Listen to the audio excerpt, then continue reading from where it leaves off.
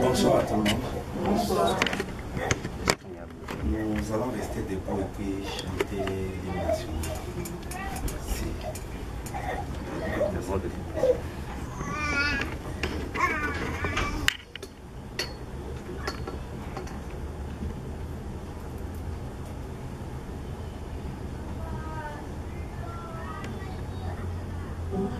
Unis dans l'effort pour l'indépendance,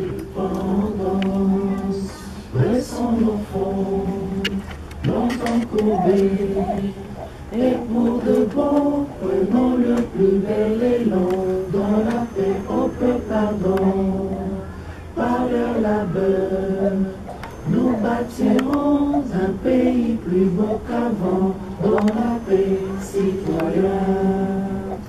Entonner l'hymne sacré de notre solidarité, fièrement saluer l'emblème d'or de notre souveraineté.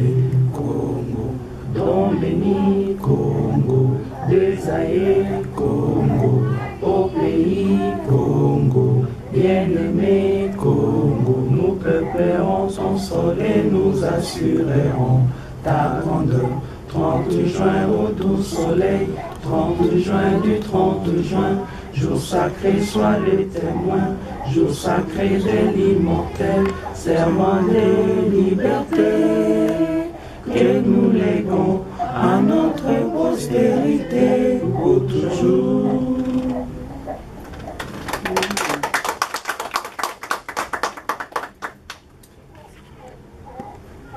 Karine va nous aider avec une petite Éternel Dieu de gloire, nous te disons merci pour ces moments favorables, Papa, que tu nous as accordés. Seigneur, sois avec nous, que ton esprit éternel, Yahweh mon Dieu, nous assiste du début de cette conférence jusqu'à la fin. Seigneur, donne-nous l'intelligence, la sagesse de comprendre, d'exprimer nos besoins, afin qu'ensemble nous puissions apporter quelque chose de meilleur pour notre beau pays, le Congo. Seigneur, sois notre Dieu, protège-nous contre toute œuvre du mal, du diable, Seigneur. Que ton sang nous couvre. Seigneur, aide-nous, éternel Yahweh, mon Dieu, qu'en sortant d'ici, Seigneur, que nous puissions sortir avec des esprits, des idées nettes et de travailler par rapport à cela pour l'amélioration de notre beau pays. Nous t'avons ainsi prié au nom de Jésus-Christ. Amen. Amen.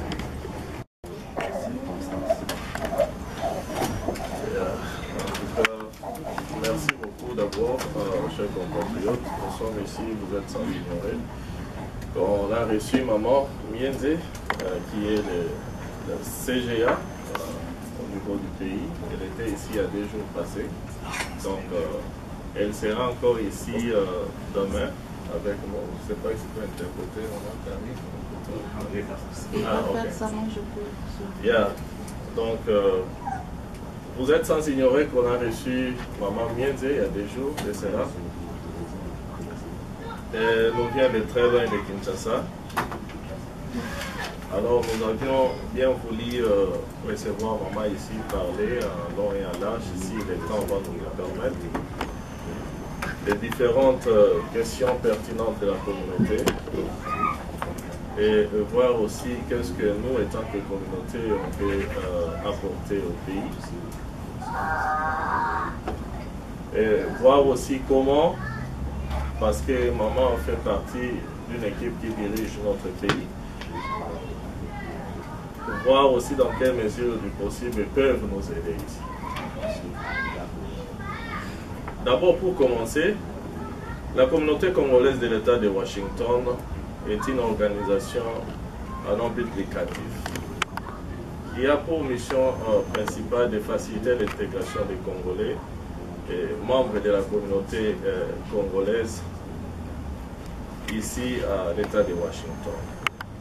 Ici, c'est de nous rappeler nos origines par nos activités et actions sociales, culturelles et celles de militer pour un Congo prospère. Nous fonctionnons sur les cotisations des membres du bureau exécutif ainsi que les contributions des autres membres.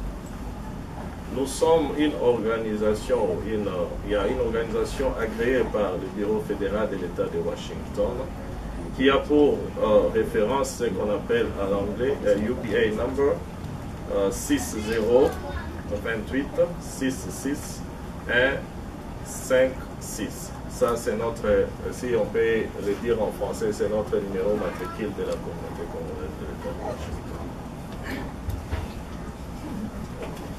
Par ailleurs, nous avons relevé plusieurs défis sociaux et rencontré quelques cas d'aide au sein de notre communauté, dont j'aimerais énumérer quelques points ici.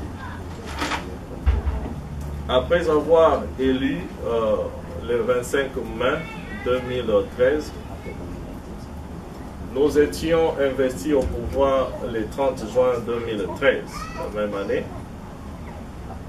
Après quelques mois, nous avons rencontré la mort d'un de nos compatriotes, à la personne de de Feu Ribin. Coup sur coup, nous avons perdu encore l'un de nos compatriotes, M. César. Nous avions connu beaucoup de cas de décès qui se sont survenus et certains de nos membres ont perdu aussi leur être cher au pays. Nous étions là appelés à faire face à des éventualités qu'on ne s'était même pas, disons, prévu de rencontrer. Comme vous le savez, il y a d'autres histoires qu'on peut maîtriser et il y a d'autres histoires qui sont les faits naturels, on ne peut les maîtriser. Par ailleurs, en début de tout ça, on a pu quand même relever la tête pour chercher du travail et essayer à embaucher, faire embaucher l'un de nos compatriotes dans les différentes organisations de la place. Le 1er mars 2014, ça a été pour nous, on peut le dire, comme une sortie officielle parce qu'on a fait tout fait pour recevoir les amis qui venaient du Congo, ce qu'on appelle les newcomers. Et cette réception a été sanctionnée par un sac de riz qu'on a donné, qu'on a attribué à chacun de nous. Voilà, nous sommes là, butés de beaucoup de problèmes au niveau de la communauté. Avec nos fonds propres, nous essayons à relever la tête. J'aimerais aussi épingler la présence de Madame Suzanne qui est ici avec nous. C'est notre bras droit. Elle sympathie avec nous pour nous permettre à relever la tête dans cette société américaine. Et souvent, nous partons chez elle quand ça ne va pas. S'il faut nous guider, nous aider, là où commencer et là où on peut se tenir, elle est toujours là à côté de nous, elle et son mari. Vraiment un coup de chapeau à Maman Suzanne.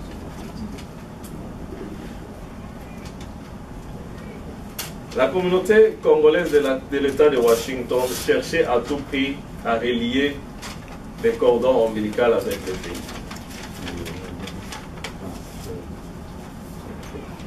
C'est pourquoi aujourd'hui il y a la présence de Maman Mienze au milieu de nous.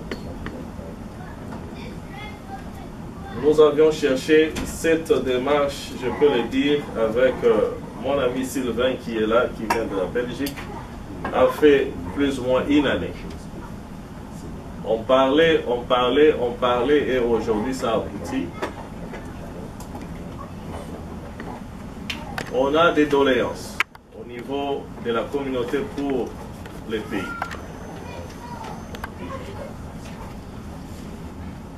Nous suggérons s'il y a possibilité que notre État, l'État congolais, puisse faire de son mieux à être près de nos communautés, si pas dire de notre communauté ici à l'État de Washington.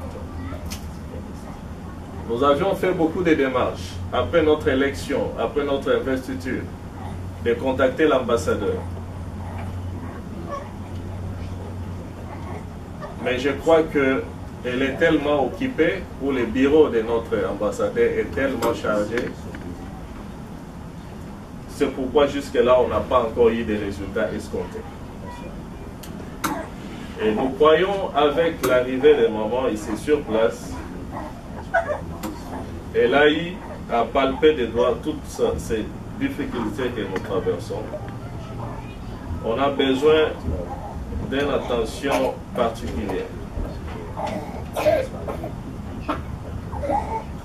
Parce que, avec tout ce que nous connaissons ici à l'État de Washington, ça peut nous permettre de faire quelque chose au pays. On a Microsoft ici, on a Apple ici, on a Boeing ici, on a plusieurs grandes entreprises ici de la place, des universités, n'en parlons même pas, des hôpitaux. Ici, étant que communauté, et voyons aussi les différentes communautés de la place, on peut citer comme les Somaliens, qui ont aujourd'hui pris ce monopole de transport, des taxis qui servent les gens pour aller dans des différentes rendez-vous des hôpitaux. La communauté congolaise est capable aussi de faire quelque chose. S'il faut reculer un peu, nous avions ici cité la mort, 2 morts qui frappaient la communauté dans un laps de temps, et la communauté s'est levée, la communauté a sensibilisé et on a pu récolter des fonds nécessaires pour enterrer nos compatriotes.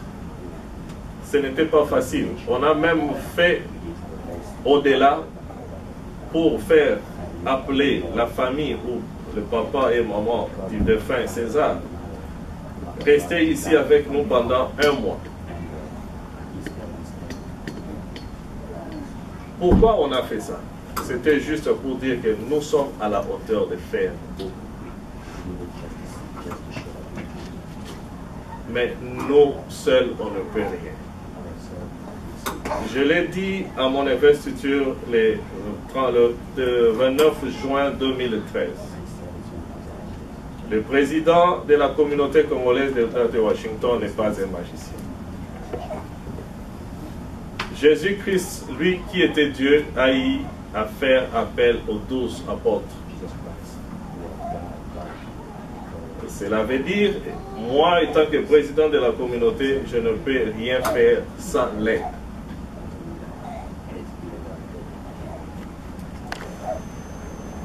C'est vrai, j'ai l'aide au niveau du comité exécutif. C'est pourquoi je voulais saisir cette opportunité, remercier le bureau exécutif en commençant par le vice-président Tabou qui est là, pour tous les efforts consentis depuis et jusqu'à ce jour. Remercier la trésorerie, remercier le secrétariat général, bref, remercier tout le bureau qui se donne jour et nuit pour nous supporter. Mais cela ne suffit pas. On a vraiment besoin que l'État congolais puisse marcher ensemble avec nous. Pour être bref, je crois que maman a de l'expérience en la matière. On a parlé ici et là, nous croyons aussi ne pas épingler tous les points essentiels. Mais au fur et à mesure, nous allons dérouler Je crois que s'il y a des zones d'ombre, nous allons faire de notre bien pour éclaircir. Je dis, je vous remercie.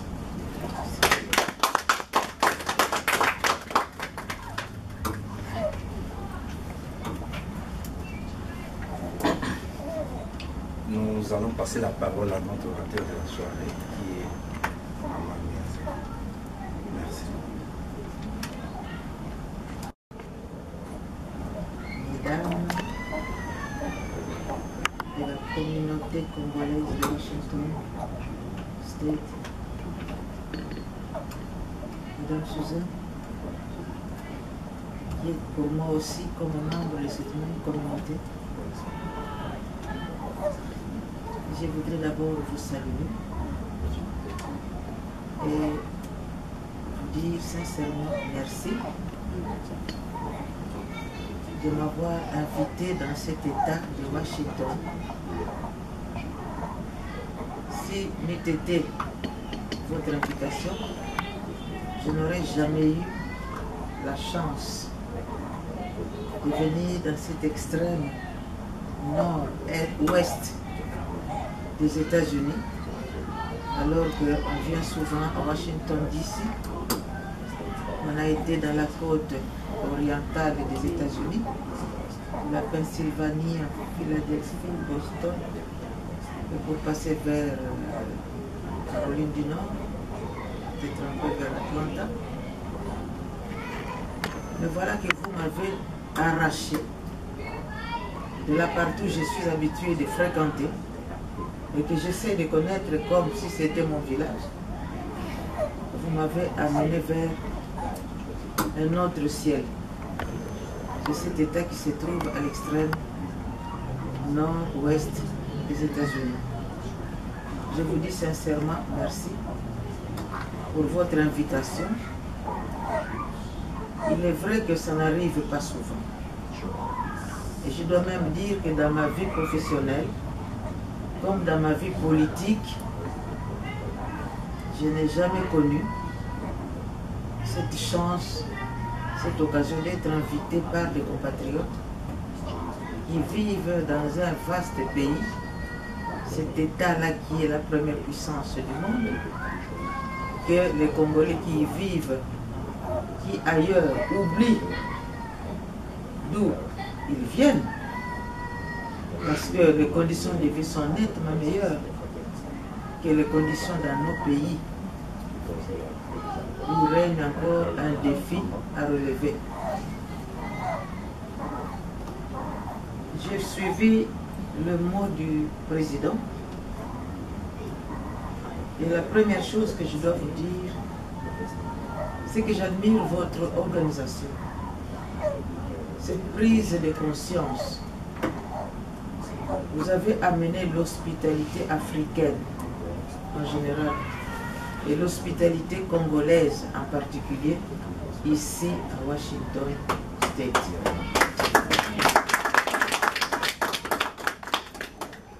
Ce que je viens d'entendre, je crois que n'arrive que dans des communautés quelquefois religieuses parce qu'il y a un membre de la communauté de X ou du grec. Quand il y a quelque chose, on se réunit sous le label de la communauté de l'Église. Mais je pense que vous appartenez tous ici à des religions différentes. Des catholiques, des protestants, des athées, pourquoi pas, chacun a ses convictions religieuses. Et au-delà de toutes ces convictions religieuses, vous avez gardé le lien de la corde, ou ce qu'on appelle le cordon ombilical. Vous êtes resté attaché à nos valeurs ancestrales. C'est cette valeur de communauté qui fait qu'on vive ensemble et que vous souffrez ensemble, vous vous réjouissez ensemble et vous essayez de trouver tant soit peu de solutions à vos problèmes. Et je pense que c'est un exemple que je vais donner lors de mon passage dans d'autres communautés. C'est la première fois. Je viens souvent aux États-Unis, mais je n'ai pas encore vu les Congolais s'organiser comme vous le faites dans des moments les plus difficiles, des cas de décès.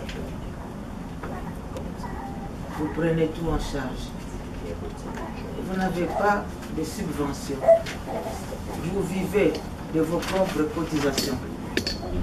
Et les besoins dans ces pays sont énormes. Mais vous parvenez quand même à trouver des voies et moyens par le fait de vous priver de quelque chose pour venir en aide et à secourir les autres compatriotes en difficulté. Je viens d'entendre dire de la bouche du président que vous avez même fait venir les parents d'un enfant qui était mort ici. Et je suis sûr que si les parents avaient demandé de rapatrier le corps, vous allez encore vous couper à 1000 morceaux parce que vous allez respecter celui qui était mort. Et vous avez respecté nos coutumes et traditions. Vous vénérez les morts parce que les morts ne sont pas morts. Les morts sont rentrés dans le royaume des ancêtres et les morts continuent à plaider les causes des vivants. C'est comme ça que dans nos villages, on allait enterrer les morts dans la forêt parce qu'on pensait et on pense encore que la forêt devient les demeures des ancêtres qui sont partis. Donc vous êtes restés, les uns depuis plus longtemps, les autres, même s'ils sont arrivés plus tard que les autres, et c'est cette intégration que j'admire dans votre communauté. Et je voudrais que vous puissiez continuer à vivre cette solidarité et continuer à vivre cette cohésion. La cohésion, c'est un gage de la paix. Et quand on vit ensemble, cela signifie qu'on se supporte mutuellement. Et quand on vit ensemble, cela signifie qu'on essaye de ne pas trop regarder ce qui se passe dans l'autre, le mal de l'autre. Parce que nul n'est parfait. Mais quand on est ensemble, il y a un dépassement de soi. Quand on vit dans la cohésion, il y a cette paix qui va demeurer entre vous. Et la tolérance. Tous pour un et un pour tous. Voilà ce que vous devez avoir comme devise. Ce qui touche le président, touche tout le monde. Ce qui touche l'un de vous, touche également cette communauté. Ceux qui dirigent la communauté, c'est-à-dire les bureaux exécutifs de cette communauté. J'ai entendu également que vous êtes reconnu par le bureau fédéral de l'État de Washington. Donc sur le plan de l'État, vous pouvez engager cette communauté. Parce que vous êtes connu, vous n'êtes pas des clandestins. Vous appartenez aussi à un grand pays. Pas aussi grand que les États-Unis, mais vous appartenez aussi à un grand pays au cœur de l'Afrique. Donc vous pouvez aller au-delà de ce que vous faites maintenant. Avec cette autorisation d'exister, pensez maintenant à autre chose. Qu'est-ce que nous pouvons faire au-delà de la résolution des problèmes qui concernent les vécus quotidiens? Vous devez dépasser ce niveau-là. Vous avez peut-être entrepris des démarches pour rencontrer l'ambassadeur, Madame Faïda. Quand je vais passer par Washington, après-demain, je vais laisser un message spécifique à Maman Annie Landou, qui vit à Washington, pour rencontrer Madame Faïda. On vous reconnaît. Vous n'êtes pas des voyous comme ceux que nous rencontrons par-ci, par-là, qui quand vous arrivez, on vous lance des pierres. Mais vous, vous avez montré votre dignité en tant que Congolais. Et je suis fier de vous. Et je parlerai de vous. Et quand je vais rentrer, je vais parler au ministère des Affaires étrangères pour dire qu'on doit veiller à nos communautés qui vivent loin de nous. Que ce soit aux États-Unis, que ce soit en Australie, en Amérique latine ou en Europe. Parce que nous avons besoin de vous. Vous êtes venus ici pas pour y demeurer. Même si vous êtes devenus américains, vous êtes venus d'eux.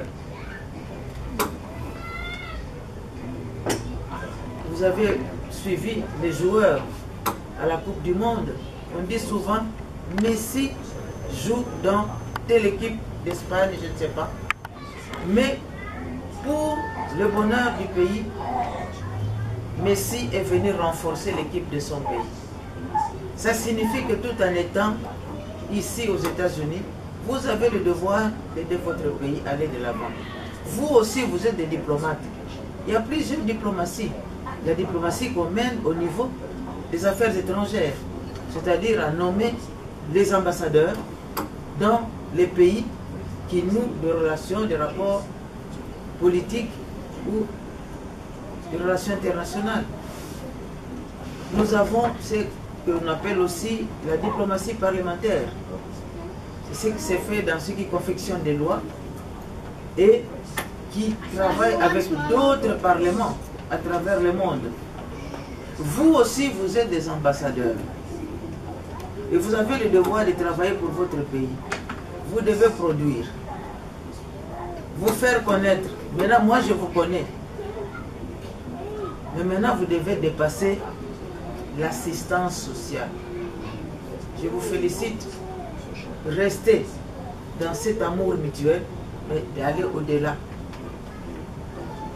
Vous vivez dans un pays où il y a beaucoup d'opportunités. On m'a parlé de certaines entreprises, Win, Apple, Microsoft. Il y a beaucoup d'universités, il y a les hôpitaux. Ça signifie que vous pouvez aussi ouvrir les créneaux des Congolais qui sont restés au pays vers cette ouverture des connaissances scientifiques. Vous devez nous informer, nous. Qu'est-ce que vous pouvez faire? Parce que demain, vous devez aider le pays. Vous devez venir travailler dans certaines entreprises.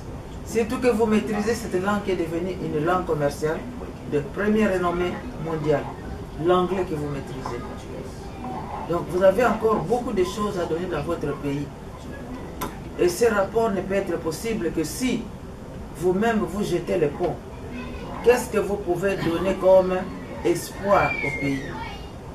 Quelles opportunités que vous pouvez faire profiter à la République démocratique du Congo? Aujourd'hui, nous parlons des pays émergents. Nous parlons des pays de la modernisation. Qu'est-ce que vous pouvez apporter? Mais si on veut développer le pays, il faut d'abord former l'homme. C'est cet homme-là qui crée, c'est cet homme-là qui transforme. Donc il faut investir dans l'homme. Qu'est-ce que vous voulez investir? Quelles sont ces opportunités et par où entrer? Ce matin, on a fait un petit tour dans la firme là de Bouygues. On n'a pas encore pu voir beaucoup de choses, mais j'ai compris qu'il y a beaucoup d'opportunités ici. Mais nous, on ne le sait pas. Si je n'étais pas venu ici, ce que j'ai vu aujourd'hui et ce que j'ai venu de voir avec cette tour, je n'aurais rien su. Pourtant, en femme de science, je connais qu'il existe à tel endroit, je peux naviguer dans ma tête, dans ma pensée. Mais aujourd'hui, je vois certaines réalités.